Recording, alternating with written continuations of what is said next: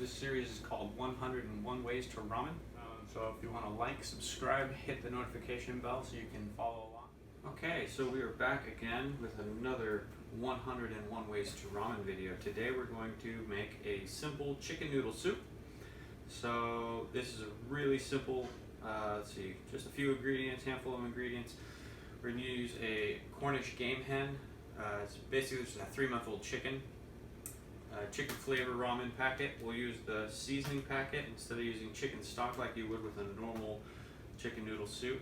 And then we have some parsley, some thyme, carrots, onion, lemon, garlic, and celery. So for a chicken noodle soup, I grew up in a household that had, my mom's half Hispanic, my grandma's full Hispanic, my great grandma's full Hispanic. And so I grew up with a lot of really authentic Hispanic cuisines. So this chicken noodle soup that we're going to make today is going to be influenced heavily by that, because in Hispanic cultures, when they make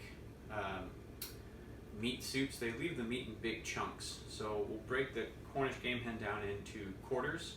So we'll have the top quarter and then the hind leg quarter. And we'll have 2 of each. And then we'll braise that in the chicken broth to make the soup. So the one thing that I want to make sure that you understand is when you're working with poultry, that it's really important that you keep your workstation free and clear of all your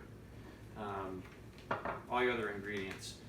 And I'm actually going to put on some gloves. I'm going to drain this, and while I'm draining it,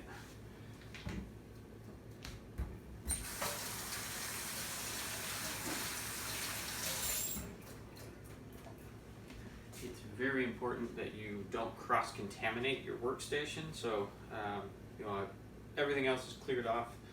I have a plate to keep the raw chicken, and then I'll move all the parts as they break down over to here.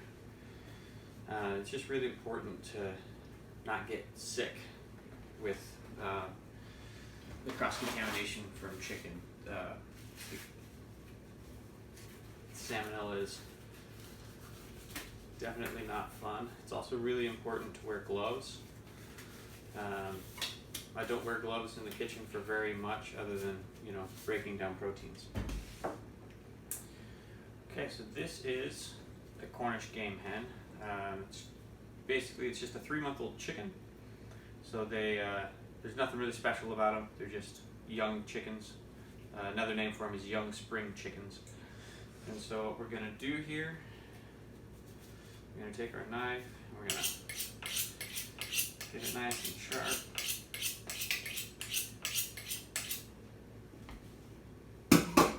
Set that in the sink to wash it. Make sure you wash all of your utensils after doing this. So we're going to start from the back here. So this is the back of the chicken, and there's the backbone that goes through here. And then we're going to start, if you pinch inside on the sides of the tails, you can feel a bone that kind of splits out from the spine. And you're going to start on the outside. This is actually the bone right here.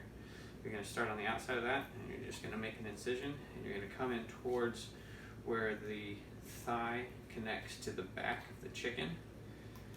It's right there, and you're just going to cut around and through, and then just keep working your way up the back, and then you're actually going to be able to take out the entire rib cage in one piece. You're just going to keep working through this bone, and this will give you 2 full half chickens. In the restaurant, we'll do this as a nice presentation, so that way you plate the entire half of the bird on the plate together.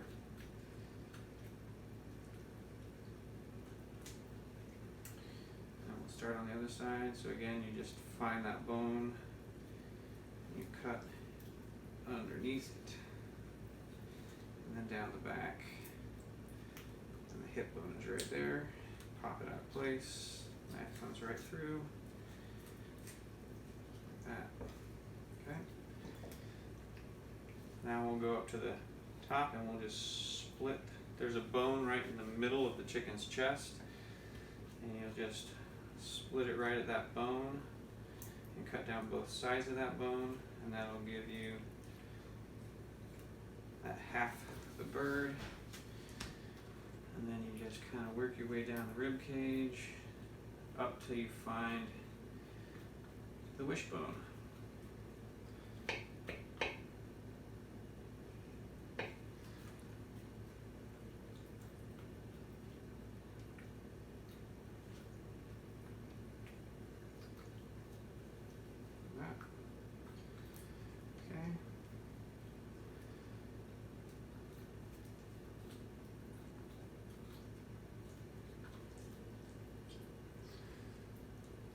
Wishbone is right here. We're just going to cut underneath it. Cut right through it. Same on this side.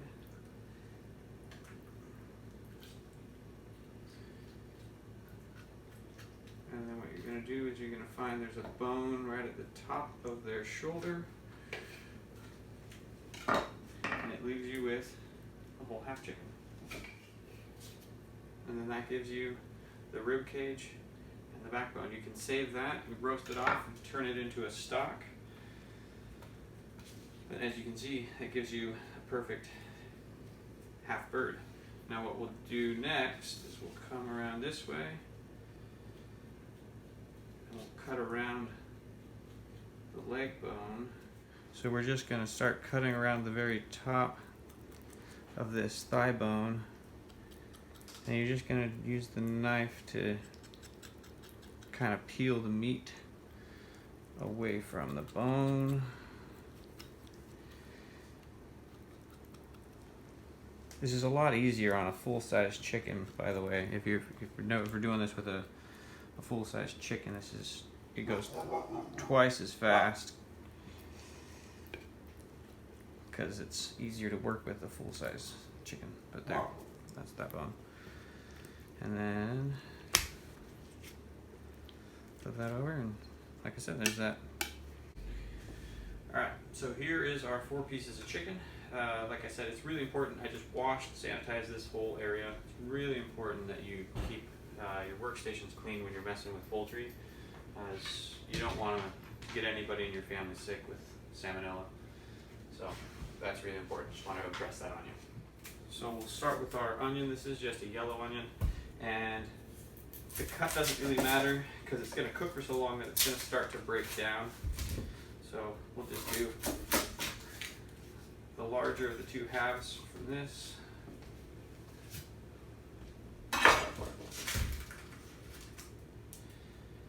When you're chopping an onion, it's really good. You leave the root ball at the back end and then peel down to that. If you leave that intact, the whole onion will stay together while you're cutting it. Peel that off. Wipe all this off.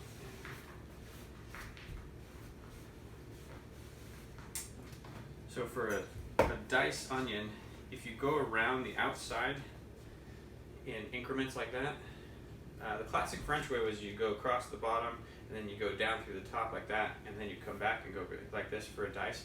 But if you just change the degree at which your knife is going through the onion as you go around the radius, you actually end up with a really nice looking diced onion without all the extra steps. So then now we'll come through here and we'll just cut down to the top.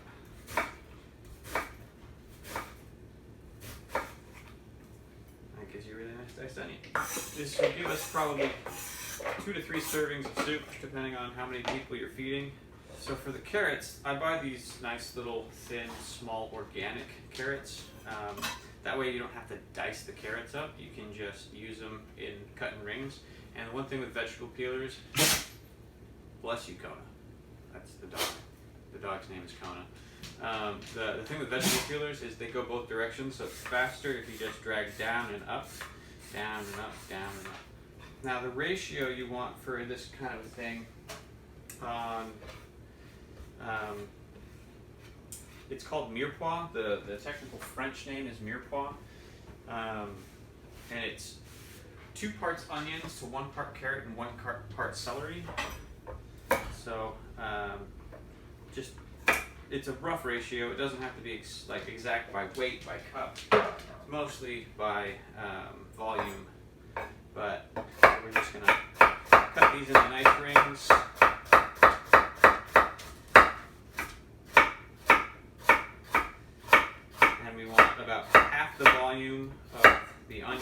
and carrots. So that will be enough.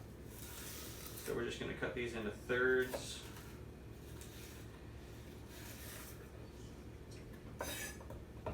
And this one's smaller, we'll cut it into a half. Trim off this top.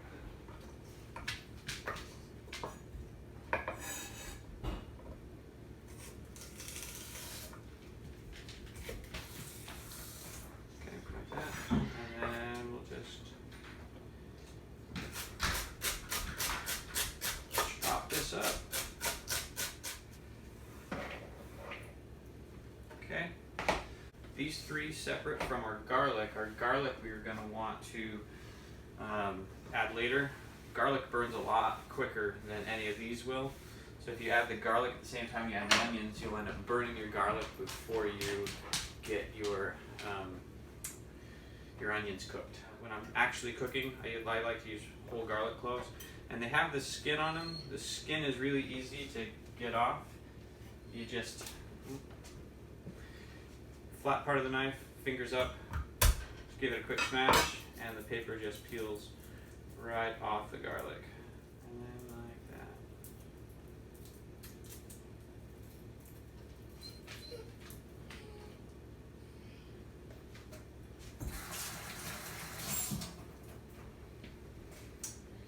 that. And then with garlic, we'll just real quick cut it like this, and then go back over with the knife and get it into a nice mince.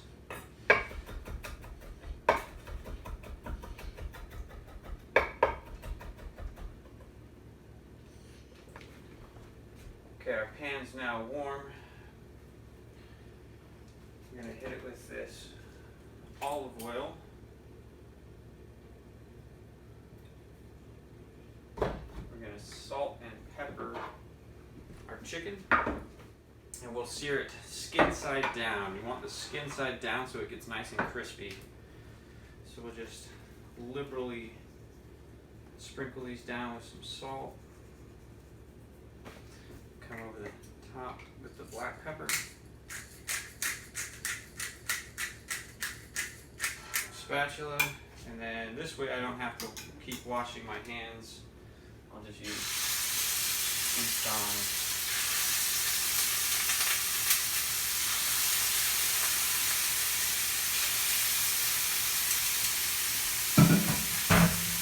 Like I said, you're going skin side down into the hot oil. That way you get that nice crispy brown skin on your chicken. So the next thing I'm going to do, I'm actually going to break up the ramen inside the pack. Just take, this is a French, Italian, I've heard it called French style, and I've heard it called Italian style rolling pin. So we're just going to break that up a little bit. So it's going to break the noodles up into smaller pieces, so that way you don't have the long stringy noodles in the noodle soup. Smaller bite-sized pieces, so you're not having to spin them on your fork with the chicken, so you can just eat it with a spoon. Now we're going to take our seasoning packet and we're going to mix that with water, because we'll add the chicken stock before we add the noodles.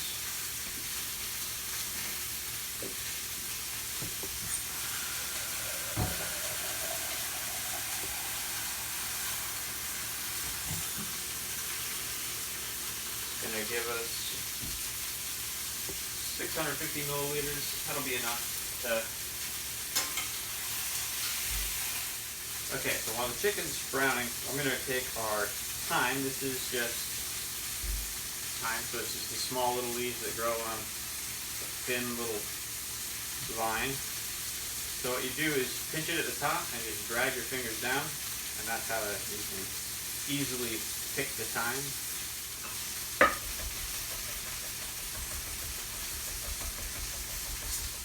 You don't have to cut the thyme up. You don't have to sit here and mince your thyme.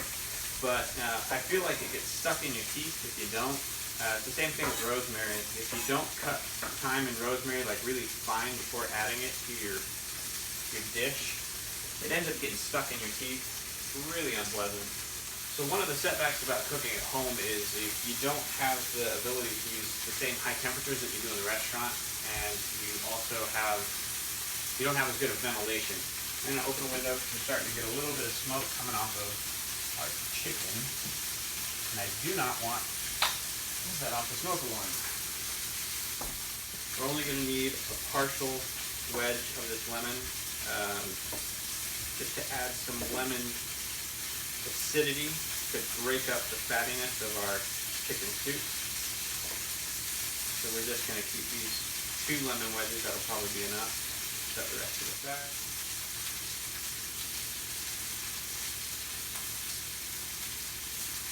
So parsley stalks are really good to save for stocks. They are a slow time cook, whereas the parsley leaves are quick aromatic. You put those in right at the end to get the flavor. The parsley stalks you would use in a stock because they can cook for 8 hours without starting to taste bitter, whereas the leaves will start to taste bitter after they've cooked for a long time.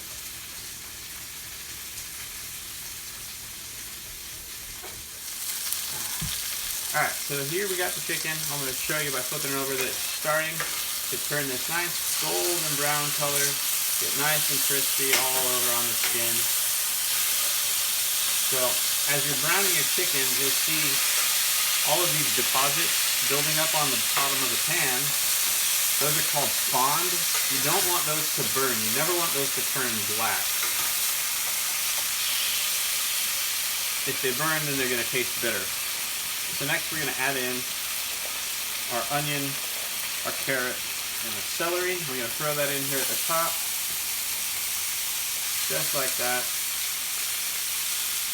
And we're just going to let this start to cook. We're going to get the lid. So we can now put the lid on. The liquid that's going to cook out of the onions, the carrots, and the celery is actually going to release all that fond off the bottom of it.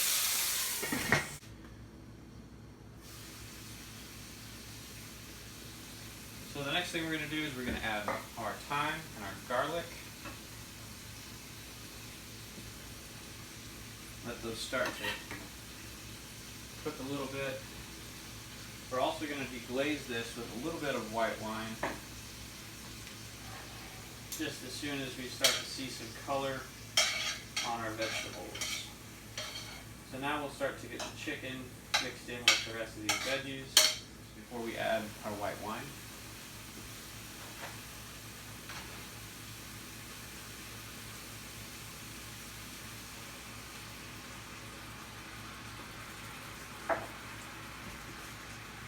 So once you add your white wine, cook it down until the pan is almost dry to get all the alcohol out. And then you can add your chicken stock, and then you just cover it and let it cook to braise. So when you're braising a meat, basically you want the bulk of the meat to be about 2/3, 3/4 covered with the liquid. It's kind of a general rule of thumb for braising. And for this particular version of chicken noodle soup, that's what we're going for. I'm going to go ahead and take the opportunity to add a little bit more salt and pepper.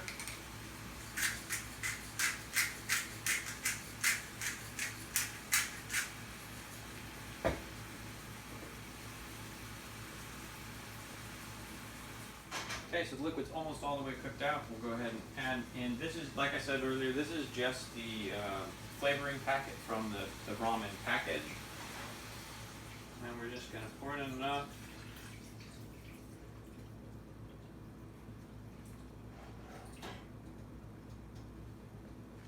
Okay, so like I was saying, you're gonna just barely cover up 2/3 to 3/4 of the meat.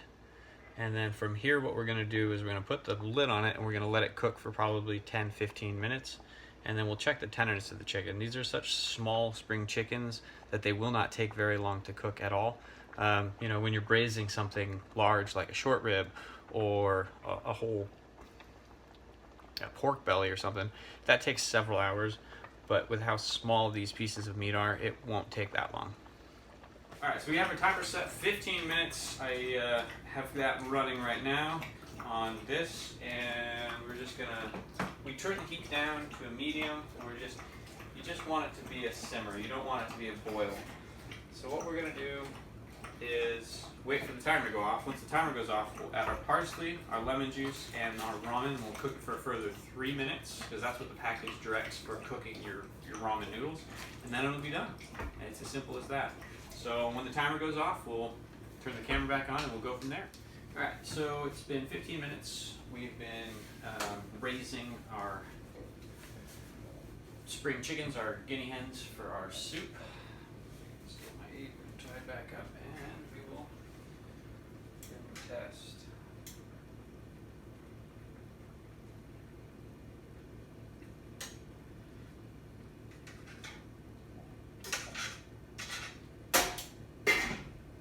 So the chicken is soft, but it's not quite there. So we're going to let it go for another 10 minutes, and that'll probably put us right where we need to be. Braising isn't something you want to rush. You know, it's basically if you braise something, but you under braise it, you're basically just eating a boiled meat. So it'll be really tough and chewy. So we're just going to let it keep working. It's not something, like I said, not something you want to rush. So we'll figure out probably a half hour in this water. We'll put this chicken where we need it to be. Alright, so we have hit the 30-minute mark on our braise for our chicken soup, and that looks done. Yep, nice, soft and tender. So what we're going to do now, we're going to add our noodles. We'll stir those in.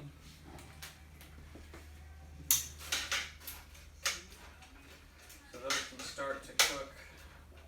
Add a little bit more. We're gonna add a little bit more of the broth. This is just the seasoning packet mixed with water.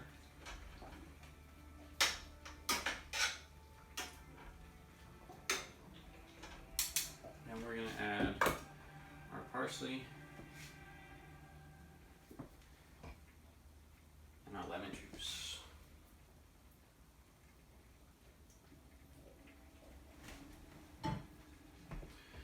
So whenever I add lemon juice from an actual lemon, I always pour it through my fingers to catch the seeds. It's always just a little insurance policy so you don't end up with the seeds in your food. Alright, we'll cover this back up. Turn the heat up to medium high, and we'll let it cook for 3 more minutes. So for plating our soup, I'm going to use these two. My girlfriend absolutely loves these jumbo mugs. This is what she uses for her morning coffee and for her tea. It's just kind of how she is. She absolutely loves these jumbo mugs. So we're going to use these for plating. We're just waiting for our soup to finish. Grab a little bit of parsley for our garnish. So we'll just use 1 leaf as our garnish on each.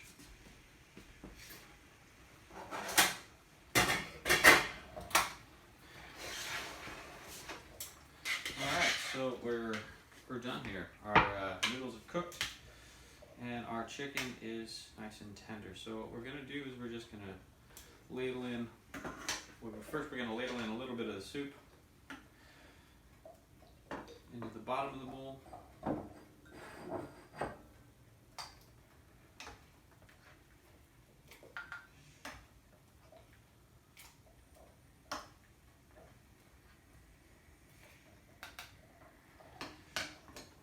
Then we'll put our chicken quarters on top of that. 1 thigh piece, and then 1 wing piece, and then we will spoon the rest on top.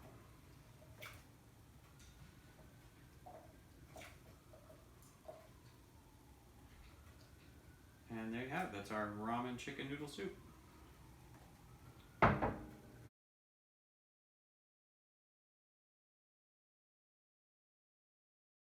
Okay, so this is the chicken noodle soup. We're going to go ahead and take a bite. Just use your spoon to kind of break the chicken up off of the bone here.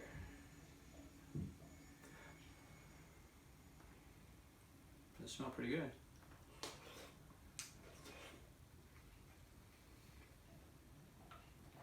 Now, yeah, that's delicious. So just another interesting way to use, this is just the ramen noodle and the ramen flavoring with a couple extra ingredients added in and a little extra time and love put into it, but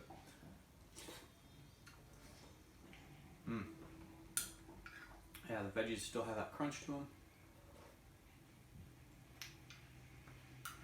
Alright, well thanks for watching. Again, this is 101 Ways to Ramen. I'm Chef Travis White. Be sure to like, subscribe, follow along as we go on our ramen journey. Thanks again for watching.